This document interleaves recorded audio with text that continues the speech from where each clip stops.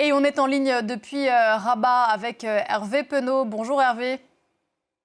Bonjour à vous. Merci beaucoup de prendre quelques instants pour répondre à nos questions. Faut-il vous présenter? Hervé, journaliste à l'équipe.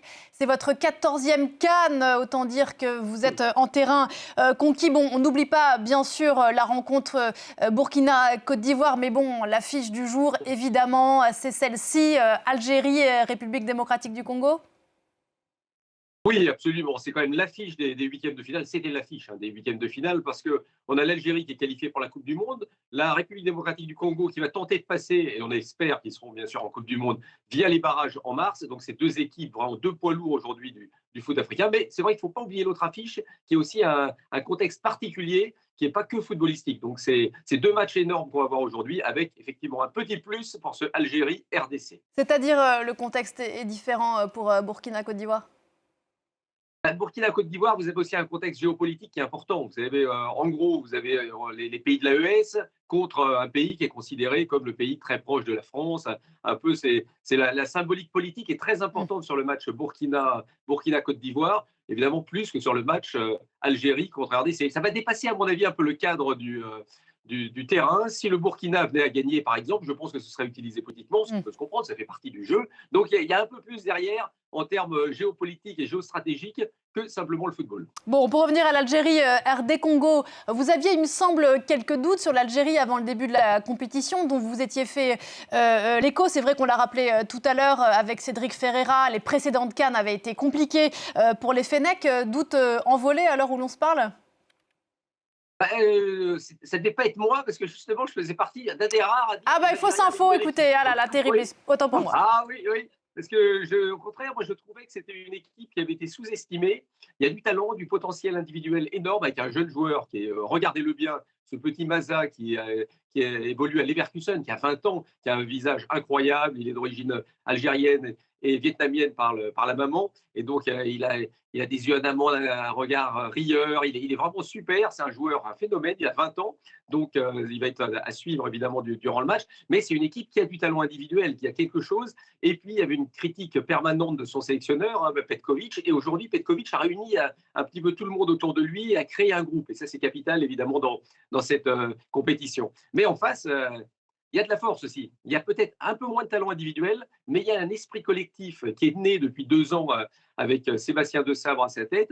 Et il y a quelque chose de très fort qui est en train de se dégager. Une équipe qui ne perd pas, sauf une fois évidemment contre le Sénégal en éliminatoire Coupe du Monde, mais qui est solide, puissante et qui physiquement peut faire mal aux Algériens.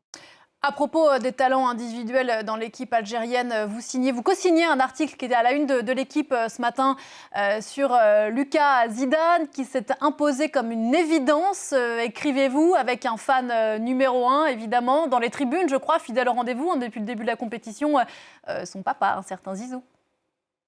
Ah oui, petite anecdote, j'étais à un moment en train de taper lors du premier match et d'un seul coup j'entends un bruit mais absolument incroyable et je me dis mais qu'est-ce qui se passe et je me suis dit mais il y a une bagarre en tribune, il y a quelque chose et non en fait c'était l'apparition de Messi si vous voulez. C'était le Messi qui arrivait sur l'écran géant et c'était l'apparition évidemment de Zinedine Zidane, un bruit incroyable et chaque fois que maintenant il est là, et il sera là certainement aujourd'hui puisque Lucas Zidane va récupérer sa place de titulaire, et ben il va y avoir encore cet engouement incroyable autour de la star, l'idole Zinedine Zidane. Donc oui, et son fils, mine de rien, a pris sa place tout à fait normalement. Alors, il a qualité et défaut, j'allais dire. Son défaut, c'est de pas être un très grand gardien, donc peut-être être en difficulté dans le jeu aérien, ce qui va, à mon avis, peut-être poser des problèmes face à une équipe du Congo qui a des joueurs solides, physiques sur les ballons aériens.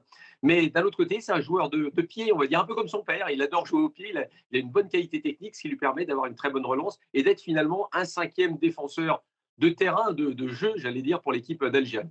Bon, il est en train de se faire un prénom, Lucas Zidane. On le disait, ce sont les derniers huitièmes de finale aujourd'hui, avant le prochain tour. On en a parlé, vous et moi, la semaine dernière. Jusqu'ici, il n'y a pas eu d'énormes surprises. Les favoris sont toujours les favoris. Ceux qui devaient nous quitter là l'ont fait. Est-ce que le prochain tour peut réserver, là, pour le coup, des surprises ? Dans les matchs du jour, non, parce que les équipes gagneront. Alors, il y aurait surprise si le Burkina éliminait la Côte d'Ivoire, oui. Aujourd'hui, RDC, Algérie légèrement favorite, mais enfin, ce ne serait pas non plus une immense surprise si la RDC s'imposait. Donc, et à partir des quarts de finale, vous avez, alors là, si tous les gros sont au rendez-vous, il n'y aura que des gros matchs, donc avec évidemment possibilité de surprise à chaque étage, aussi bien le Maroc contre le Nigeria et toutes ces équipes qui pourraient passer. Donc, dans les surprises, il n'y en aura plus tellement. La dernière aurait pu être le Bénin. Mais peut-être, allez, la petite surprise du jour, s'il y en a une, ce serait l'élimination de la Côte d'Ivoire par le Burkina Faso. Merci beaucoup Hervé. Pas de galette des rois pour vous, mais je vois bien que vous vous régalez à la CAN. Donc c'est... J'ai pas besoin d'y aller des rois, vous savez, un bon couscous vendredi, ça va être parfait. Et voilà. Merci beaucoup Hervé, très bonne CAN encore à vous. Et puis bien sûr, je renvoie à l'émission spéciale sur l'antenne de France 24 avec toutes nos équipes mobilisées depuis Rabat et puis un peu partout au Maroc pour vous faire vivre la compétition.